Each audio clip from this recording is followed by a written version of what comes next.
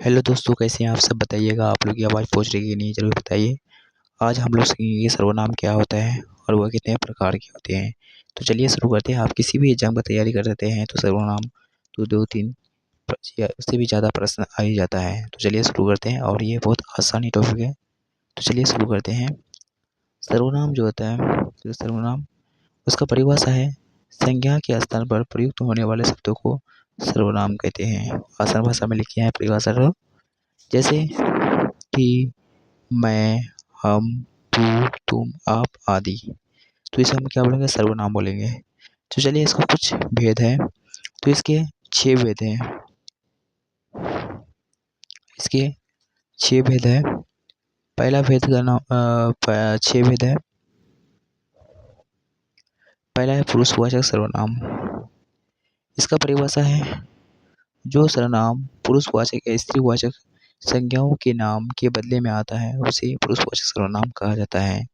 कि जैसे मैं, हम, तुम, वह आदि। तो इसे हम क्या बोलेंगे? पुरुषवाचक सर्वनाम कहेंगे। तो चलिए पुरुषवाचक के भी कई प्रकार होते हैं, देखते हैं इसके। तो पुरुषवाचक के 3 प्रकार होते हैं। पुरुषवाचक के 3 प्रकार होते हैं। पहला प्रकार पुरुषवाचक के 3 भेद है। पहला उत्तम पुरुष। पहला है उत्तम पुरुष, जैसे मतलब जो बोलेगा उसे हम क्या बोलेंगे? उत्तम पुरुष। जैसे कि इसका परिभाषा है जिस सर्वनाम का प्रयोग कहने या बोलने वाला अप, अपने लिए करता है उसे उत्तम पुरुष सर्वनाम कहा जाता है। सर्वनाम ये छूट गया है, सर्वनाम कहा जाता है। जैसे कि मैं, हम, मेरा, मुझको आदि। जो उत्तम, जैसे मैं बात कर रहा हूँ, जब मैं, हम, तो अपने बारे में जो बात किया जाए उसे हम क्या बोलेंगे? उत्तम पुरुष सर्वनाम। ये तो आसान है। जैसे मैं अपने बारे में बात करूँ तो मैं, हम, मेरा, मुझको, अपने बारे में, तो हम क्या बोले? उसे बोले उत्तम पुरुष। अगर वही दूसरे के बारे में जैसे बात किया जाए, अगर वो जो आपके ऑपोजिट खड़ा है उसे हम क्या बोले? जैसे तू, तुम, तुम्हारा, आपका, तुम्हें, इसे बोलेंगे। तो इसे हम क्या बोलेंगे? मध्यम पुरुष सर्वनाम। तो चलिए आगे देखते हैं। यह है मध्यम पुरुष सर्वनाम। मध्यम पुरुष जिस सर्वनाम का प्रयोग सुनने वाले के लिए किया जाता है उसे मध्यम पुरुष सर्वनाम कहा जाता है। जैसे तू, तुम, तुम्हारा, आपका, तुम्हें आदि। जैसे कोई बोला उत्तम पुरुष वो बोल रहा है तो उसे हम क्या बोला? उत्तम। जैसे मैं अपने बारे में बात कर रहा है, वो अपने से बोल रहा है तो कि मैं, हम, मेरा, मुझको। अगर कोई उपजी खड़ा है उसका हम बोलेंगे कि जैसे तू, तुम, तुम्हारा, आपका, तुम्हें आदि। तो ये क्या है? मध्यम पुरुष सर्वनाम है। तो चलिए ये भी आपको समझ में आ गया हो गया। तीसरा है अन्य पुरुष। तीसरा है क्या है? अन्य पुरुष। अन्य पुरुष जिस सर्वनाम का प्रयोग संज्ञा के लिए जिसके बारे में बात की जा रही है जो वहाँ उपस्थित ना हो उसे ऐसे सर्वनाम को अन्य पुरुष या प्रथम पुरुष कहा जाता है। जैसे जैसे कि जैसे वह, उसने, उनका, उन्हें आदि। अगर हम उसके बारे में बात कर रहे हैं तो वो उसे वह नहीं है। अगर जैसे वह, उसने, उनका, उन्हें, मतलब वह पता नहीं है कि उन्हें नहीं होगा, उनका कौन? तो यह अन्य पुरुष सर्वनाम। अगर वो मतलब जिसके बारे में बात की जाए वो वह नहीं है तो उसे हम क्या बोले? अन्य पुरुष सर्वनाम कहते हैं। तो चलिए आप लोगों को पुरुषवाचक सर्वनाम समझ में आ गया। उसके 3 भेद हैं। पहला है मध्यम उत्तम पुरुष, दूसरा है मध्यम पुरुष, तीसरा है अन्य पुरुष। मध्यम पुरुष उसे कहते हैं जो अपने बारे में बात किया, जैसे मैं, हम, तुम, आप आदि। और मध्य पुरुष जैसे दूसरे के बारे में बात किया जाए, जैसे कि तुम, तुम्हारा, आपका, ये है आपका, उसे हम क्या बोलेंगे? मध्य पुरुष। तीसरा है अन्य पुरुष, जिसे मतलब जिसके बारे में बात किया जाए वो उपस्थित ना हो उसे हम क्या बोलेंगे?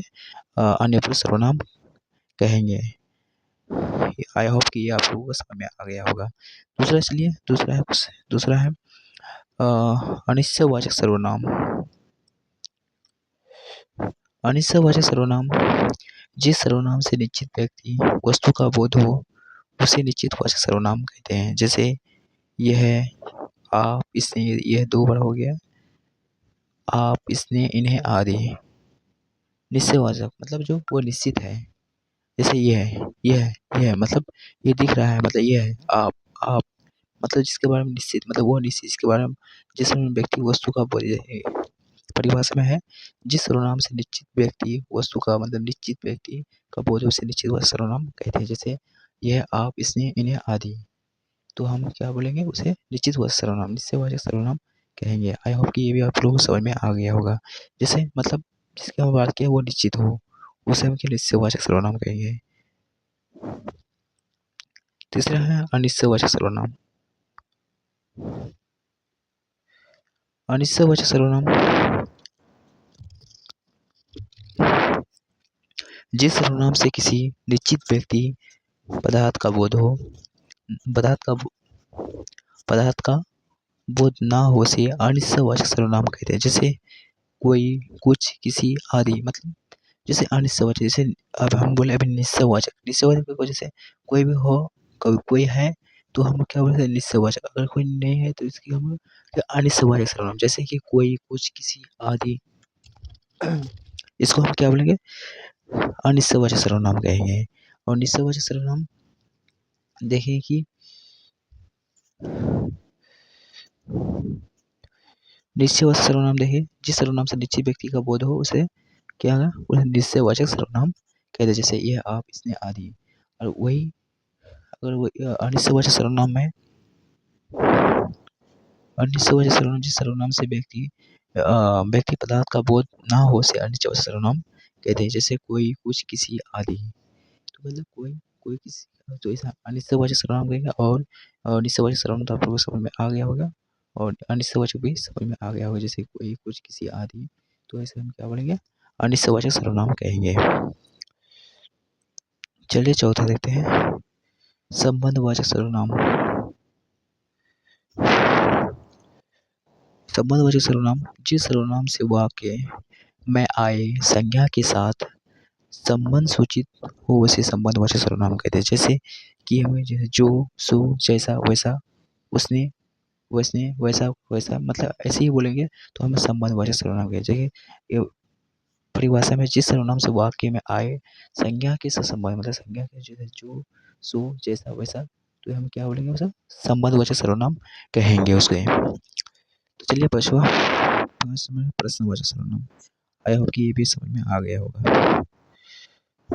ये तो मतलब देख के लग रहा है समझ में आ गया होगा, मतलब वो बिना पढ़ी।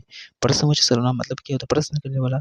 जिस सर्वनाम का प्रश्न करने के लिए किया जाता है उसे प्रश्नवाचक वाचक सर्वनाम कहते हैं।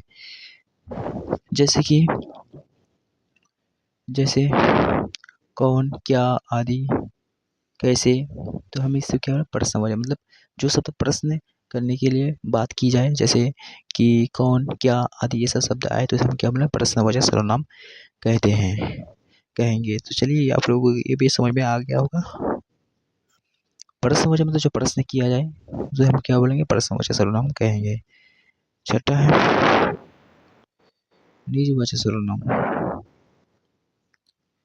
निजवाचक सर्वनाम जिस सर्वनाम से स्वयं या निज का बोध हो उसे निजवाचक सर्वनाम कहते हैं। जैसे निजवाचक सर्वनाम का प्रयोग व्यक्ति अपने लिए करता है, जैसे कि आप, स्वयं।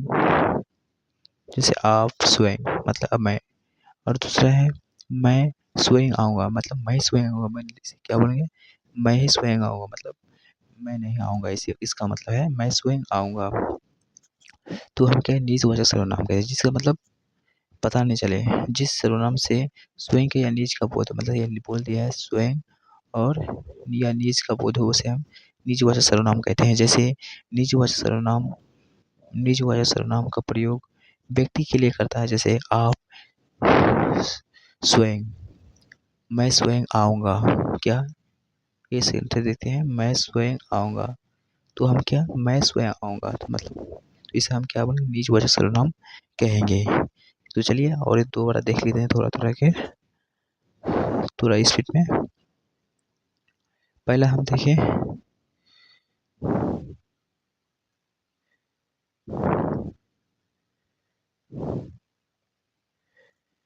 सर्वनाम देखिए सर्वनाम के मतलब संज्ञा के स्थान पर प्रयुक्त होने वाले शब्दों को सर्वनाम कहते हैं। और फिर देखिए कि सर्वनाम के कितने भेद हैं? तो सर्वनाम के 6 भेद हैं। पुरुषवाचक सर्वनाम जिस सर्वनाम स्त्रीवाचक संज्ञाओं के नाम के बदले में आता है सो पुरुषवाचक सर्वनाम कहते हैं। जैसे मैं, हम, तुम आदि। तो पुरुषवाचक सर्वनाम के कितने पुरुषवाचक 3 भेद हैं। जैसे उत्तम पुरुष जिससे बात अपने बारे में बात कहने बोलने के लिए किया जाए तो उसका उत्तम पुरुष। दूसरा देखिए कि मध्यम पुरुष जिसे दूसरे के बारे में बात की जाए, जैसे तुम, तुम्हारा। अगर जिसके बारे में बात की जाए उसको ना हो उसे हम क्या अन्य पुरुष सर्वनाम निजवाचक सर्वनाम अन्य पुरुष सर्वनाम कहते हैं।